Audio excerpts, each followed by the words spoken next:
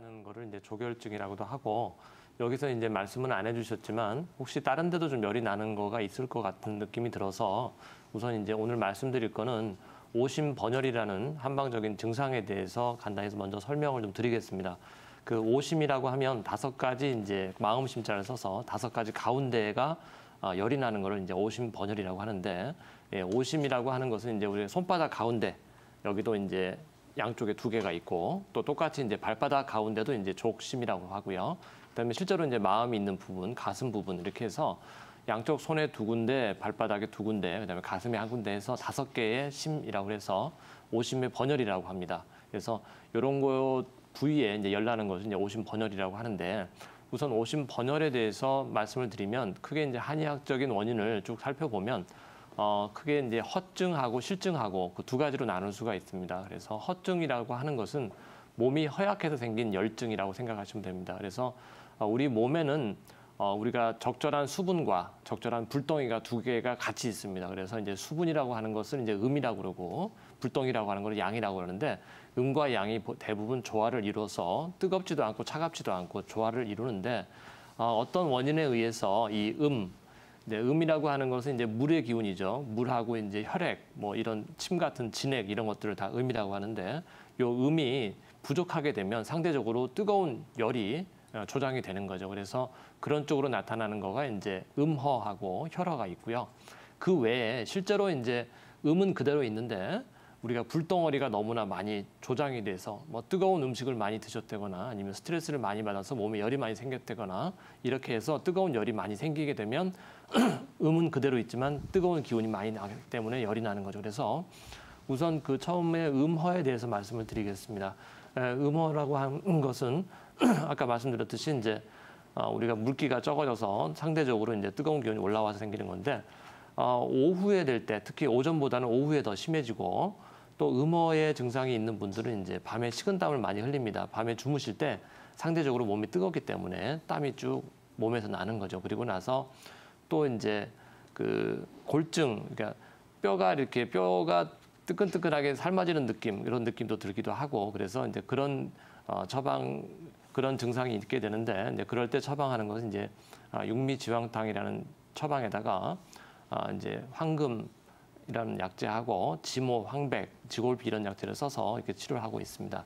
그 다음에 이제 음허는 아니지만 음에 속하는 이제 피의 부족이 있을 때 나타나는 증상을 이제 혈허라고 합니다. 역시 혈허도 음허처럼 오후에 심해지는 경향이 있고, 또 혈색이 약해져서 얼굴이 이제 창백해지고, 또 피로감을 많이 느낍니다. 그렇게 하고, 또 역시나 피로해지면 더 많이 열이 나고 이럴 때 우리가 숙지황, 뭐 당귀, 백작약, 천궁 이렇게 들어있는 이제 사물탕을 써서 이렇게 치료를 하게 됩니다. 또 마지막으로 이제 실증으로 나타나는 이제 열에 대해서 말씀을 드리면 화울이라고 있습니다. 화울이라고 하는 것은 이제 몸에 있는 불이 꽉 차가지고 손, 발뿐만 아니라 몸통까지 다 뜨겁게 되는 그런 이제 그런 증상을 이제 화울이라고 하는데, 역시나 이거는 이제 뭐 변비 같은 게 생기고 가슴이 답답하고 이런 증상들까지 같이 동반이 되게 돼 있습니다. 그래서 이럴 때는 이제 황금, 황현, 황백과 같은 이제 차가운 약재로 이렇게 황현 해독탕을 써서 이렇게 치료를 하면 좋은 효과를 보일 수가 있습니다. 그래서 우선 이제 우리가 환자분 증상을 보면 실증이라기보다는 이제 허증으로 보여지고 음허나 혈허의 양상으로 보여지기 때문에 가까운 한의원에 방문을 하셔서 침이나 한약 치료를 받으시면 좋은 효과를 볼 것 같습니다. 쉬시고 해서 이제 어느 정도 좀 노화가 진행된 상태로 보여집니다. 그래서 이제 앉았다 일어나실 때 무릎이 많이 아프고 하신 거는 이제 퇴행성 관절염이 오신 것 같아요. 그래서 무릎은 역시나 이제 많이 쓰는 관절이기 때문에 연세가 드실수록 이제 퇴행성 변화가 옵니다. 이제 퇴행성 변화라고 하는 것은 많이 닳고 닳아서 이제 문제가 생긴다는 뜻이죠. 그래서 우선 그 무릎에 대한 퇴행성 관절염에 대해서 간단히 설명을 좀 드리겠습니다. 퇴행성 무릎 관절염을 이렇게 보시면 왼쪽하고 오른쪽하고 이제 무릎을 단면도를 그려놓은 건데요. 왼쪽은 이제 정상적인 우리가 건강한 무릎이고, 오른쪽은 이제 퇴행성 무릎 관절염이 오신 분의 이제 무릎의 단면도를 그려놓은 것입니다. 그래서 위쪽에 있는 뼈는 이제 그 대퇴부에 있는 뼈고, 그 밑에 있는 뼈는 이제 발가락 쪽에 있는 이제 하퇴부 뼈입니다. 그래서 쭉 한번 보시면 우선 이제 뼈가 있고 그 밑에 이제 그 연골 바로 근처에 있는 뼈도 있고 그 다음에 이제 연골이 파란색으로 표시가 되고 있죠. 그 다음에 이제 까맣게 되어 있는 부분이 이제 그 윤활액입니다. 그리고 이제 윤활액을 싸고 있는 게 이제 윤활막이고요. 그다음에 아래쪽 뼈에도 이제 파랗게 보이는 이제 연골이 있죠. 그다음에 밑에 이제 정상적인 뼈가 있는데 오른쪽을 보시면 이제 조금은 병이 진행된 상태를 이제 그려놓은 겁니다. 그래서 관절을 보호하고 있는 이제 연골이나 이런 데가 이제 닳아가지고 그 파랗게 된 부분들이 이제 닳아서 이렇게 톱니처럼 이렇게 갈려져 있죠. 이렇게 되면 아랫뼈하고 윗뼈가 서로 마찰이 심하게 돼서 거기서 염증이 생깁니다. 그렇게 되면 그 주변에 있는 그 인대나 이런 윤활막에 염증을 퍼뜨려 가지고 이제 빨갛게 붓고 또 아프고 그렇죠. 그리고 위에 있는 뼈하고 아래에 있는 뼈가 서로 마찰이 되기 때문에 요 마찰을 없애주려고 내 몸에서 일부러 이제 보호 물질로 이제 자꾸 물을 만들어냅니다. 그래서 이제 무릎이 이제 붓게 되는 거죠. 이렇게 해서 이제 이런 퇴행성 무릎 관절염이 생기고 또 그 무릎 관절염이 생기게 되면 이제 무릎 관절을 싸고 있는 그런 이제 인대가 연골이 이제 손상이 되는데 연골 손상된 사진을 한번 보시게 되면 이렇게 손가락에 나와 있는 터럭처럼 연골이 이렇게 매끄럽지 않고 이렇게 가시처럼 이렇게 나와 있는 것들이 보일 수 있습니다. 그래서 이제 그런 가시 조금 사진에 보이시죠? 이렇게 터럭처럼 쭈루쭈 나와 있는 게 이제 연골이 닳아가지고 이렇게 나와 있는 겁니다. 그래서 이런 그 연골이 나와 있는 저런 털 같은 것들이 이제 자꾸 자극을 하니까 이제 걸을 때마다 또 앉았다 일어날 때마다 이제 통증이 생기게 되는 거죠. 그리고 이제 제일 많이 또 호소하시는 거는 이제 습도가 이제 낮은 이제 장마철이나 또 이렇게 비가 오는 그럴 때 이제 통증을 더 많이 호소를 하시는데 이렇게 되는 이유는 이제 습도가 낮거나 이제 이렇게 되면 내 몸에 이제 정상적인 기압을 받다가 이제 우리가 기압이 낮아지면 내 몸에 있는 관절에서 이제 팽창이 일어나게 됩니다. 그렇게 되면 팽창 때문에 더 이상 그 정상 상태를 유지할 수가 없어서 통증이 더 심해지는 그런 상태가 되겠습니다. 그리고 이제 무릎 통증에 따른 이제 관절염 진행 단계를 간단히 좀 설명을 드리겠습니다.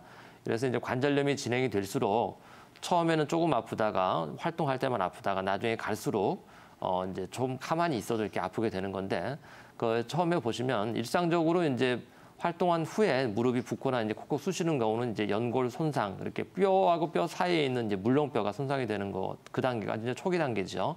그 다음에 이제 오랜 시간 통증이 계속 지속되는 경우는 이제 염증이 생겼다는 얘기입니다. 그래서 서로 마찰이 많이 돼서 염증 물질이 분비가 돼서 이제 이런 관절염이 이제 직접 들어섰다는 얘기고, 그다음에 뼈가 이제 부딪히는 마찰염이 진행되면 상당히 좀 진행이 된 거고, 이제 아주 오래되게 되면 무릎의 통증이 심하고 또 다리 모양이 O자로 휘어 있는 그런 퇴행성 관절염 말기가 되겠습니다. 그리고 이런 이제 퇴행성 관절염, 무릎 관절염을 앓게 되는데 이제 물론 통증 치료도 해야 되겠지만 그 주변에 있는 근육들을 강화를 시키게 되면 이 무릎 손상을 어느 정도 보상을 할 수 있습니다. 그래서 간단한 이제 운동법들을 몇 가지 좀 소개를 시켜드리겠습니다. 우리가 이제 그림을 보시면 우리가 이제 대퇴부라고 하는데 이제 허벅지 위쪽, 무릎 위쪽에 있는 앞쪽에 있는 근육들이 이제 대퇴사두근이라고 하는 근육이 있는데 이런 근육들이 튼튼하게 되면 무릎의 손상을 어느 정도 이제 도와줄 수가 있습니다. 그래서 사진에 보시듯이 앉은 상태에서 무릎 밑에 이제 동그랗게 만 수건을 깔고 잘 보시면은 이제 손도 이렇게 쭉 펴시고 그다음에 발바닥을 보면은 발등을 내 몸 쪽으로 이렇게 배구를 시키죠. 배구를 시키면 대퇴부 앞쪽에 있는 근육에 이제 힘이 들어가게 됩니다. 배구를 시킨 상태에서 무릎 오금이라고 그러죠. 수건 위에 있는 무릎을 바닥 쪽으로 이렇게 미는 겁니다.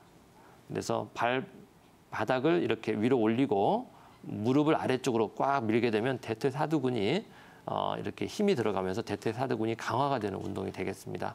그다음에 그 밑에 있는 사진을 보시게 되면 누운 상태에서 역시나 발바닥을 이렇게 발등 쪽으로 이렇게 굽힌 상태에서 한쪽 발은 이제 굽혀서 이제 힘을 주지 말고 한쪽 발은 이제 똑바로 펴서 이렇게 든 상태로 한 4초 내지 5초 정도 있다가 다시 내려놓고 서서히 그다음에 반대 방향으로 반대쪽 발을 다시 또 좀 들어 올리면 되겠습니다. 이렇게 해서 대퇴사두근을 강화시키면 무릎 관절에 문제가 있는 경우에 이제 도움이 많이 되고 또 하나 제가 좀 추천드리고 싶은 거는 자전거를 타시는 게 좋습니다. 그래서 무릎 관절이 이제 아주 심하게 안 좋으신 경우는 야외에서 자전거 타는 거는 오히려 이제 무릎에 무리가 가서 좀 권해드리기는 좀 힘듭니다만 그 실내에 놓고 쓰는 자전거 운동기가 있죠. 그렇게 쓰면 되겠습니다. 근데 단 이제 조심해야 될 거는 우리가 사이클 선수처럼 이제 연세가 있으신 분이 이렇게 상체를 너무 구부리게 하고 자전거 타는 거는 오히려 좀 무리가 되니까 상체를 이렇게 핀 상태에서 자전거를 타시게 되면 이제 하태가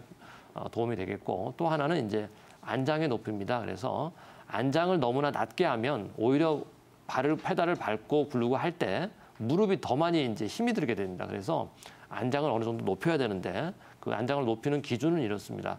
안장을 높인 상태에서 구르는 다리를 쭉 폈을 때 안장 높이에 딱 맞으면 그 상태가 이제 제일 적당한 안장 높이가 되겠습니다. 그래서 자전거 타시는 거 하고 아까 그런 운동법을 권해드리고 싶습니다.